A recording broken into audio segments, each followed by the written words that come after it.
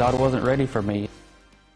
We began tonight with the emotional story of a Winston County youth pastor recovering after a horrific crash. That crash killed his wife and his unborn child. Good evening. I'm Sherry Jackson. I'm Jack Royer. His own story in his own words tonight. And CBS 42's Michael Clark is in Jasper with Jacob Eaton's progress and how his faith is helping him heal.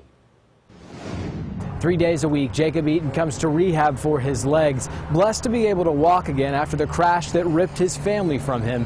Tonight, the youth pastor refuses to be angry, instead insisting that everything happens for a reason. What's that? Every step Jacob Eaton takes is with purpose. I promised my wife and my little girl that I would get better and that I would heal physically and mentally from all of this. It's been 2 months since the youth pastor lost his wife, Brianna, 8.5 months pregnant with their first child, Adelaide. Investigators said another driver crossed the median, hitting the family head on. For like days and days in the hospital that I just sat there, it was nice knowing that, I know where my wife and daughter are at now, and I don't have to worry about them. The Eaton's youth group stayed in touch on his recovery, one that's been especially emotional for church leaders who came to help after the crash. I honestly didn't think he was alive. I thought he was gone.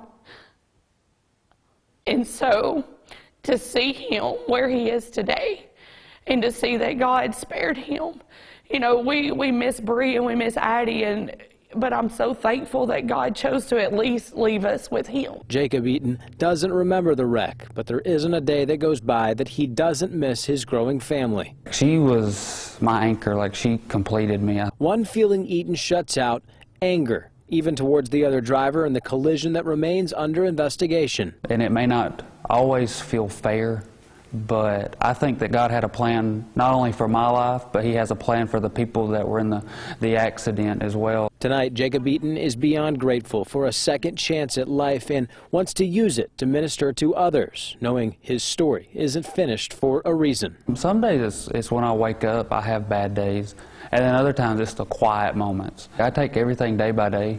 Now, because of COVID-19, Jacob Eaton's youth group members haven't been able to see him in person yet at church, but leaders are hopeful that will change in the weeks ahead once it's safe. Michael Clark, CBS 42 News, local coverage you can count on.